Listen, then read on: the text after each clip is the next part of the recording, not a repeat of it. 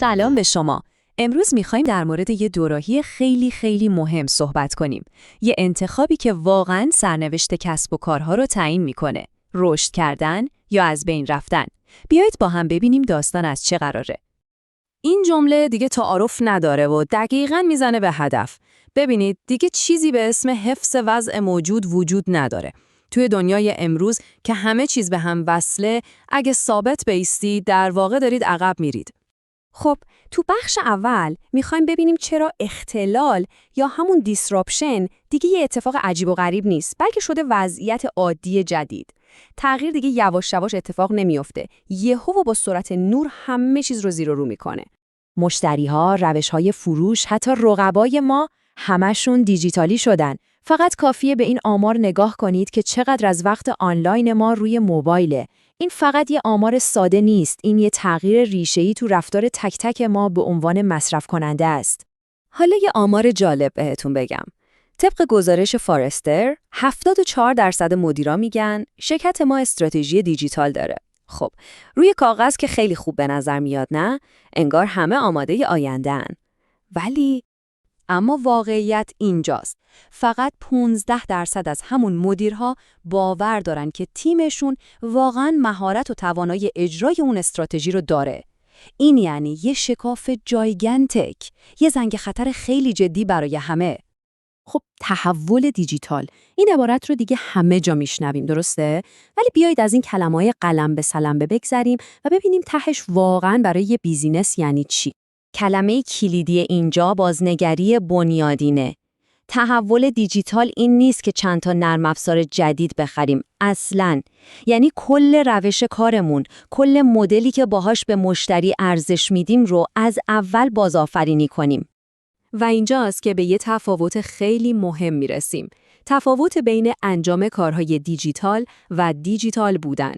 اولی یعنی فقط ابزار جدید بخریم، ولی دومی یعنی طرز فکر و فرهنگ کل شرکت رو عوض کنیم تا تبدیل بشیم به یه موجودیت دیجیتالی. هر تحول موفقی 2 موتور قدرتمند داره که باید با هم کار کنن.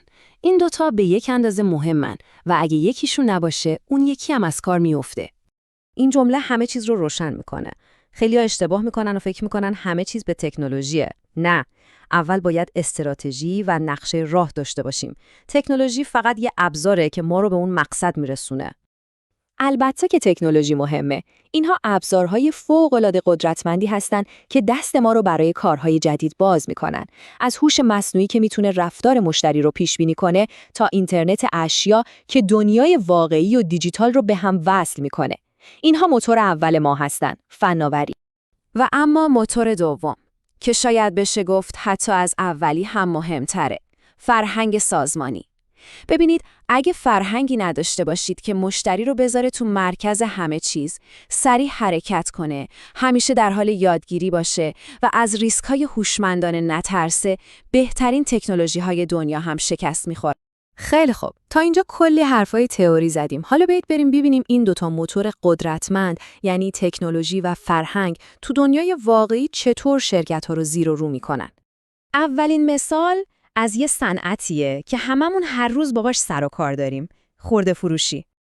آمازون رو در نظر بگیرید. اونا فقط یه اپلیکیشن به فروشگاهاشون اضافه نکردن، نه.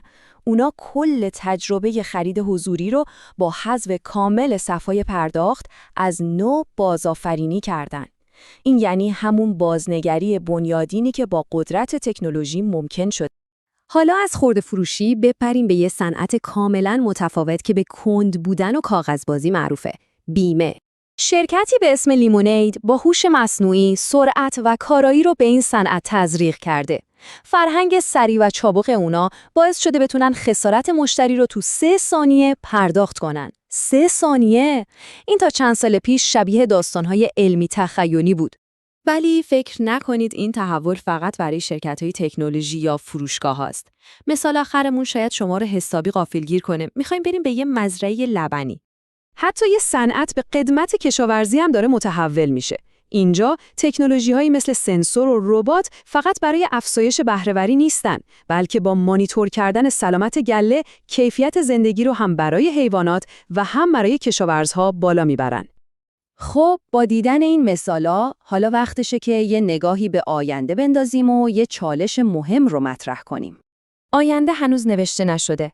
هر شرکتی باید تصمیم بگیره که تو آینده میخواد چه نقشی بازی کنه. آیا میخواد یه پلتفرم بزرگ بشه یا توی حوزه خیلی خاص بهترین باشه؟ انتخابایی که امروز میکنن تعیین میکنه که تو سال 2030 کجا ایستادن. و تمام این بحثا ما را به این سوال نهایی میرسونه. یه سوال خیلی شخصی. تو دنیایی که ماشین‌ها کارهای تکراری رو انجام میدن، خلاقیت، همدلی و تفکر انتقادی ما تبدیل میشن به با ارزش‌ترین دارایی‌هامون. پس از خودتون بپرسید، اون مزیت منحصر به فرد انسانی شما چیه؟